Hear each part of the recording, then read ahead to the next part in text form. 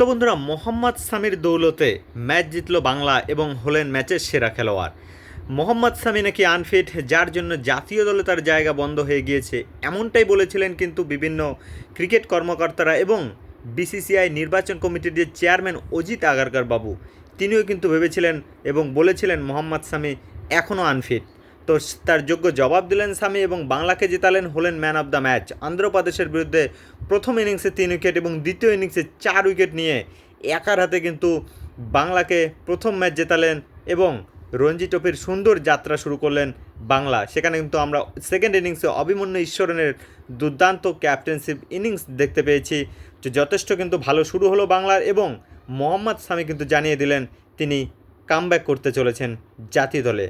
ভালো শুরু এবং ভালো লেন্থ, ভালো স্পিড, দুর্দান্ত বোলিং মোহাম্মদ সামি এবং তিনি যে ফিট সেটি কিন্তু কথায় নয় কাজে বুঝিয়ে দিলেন।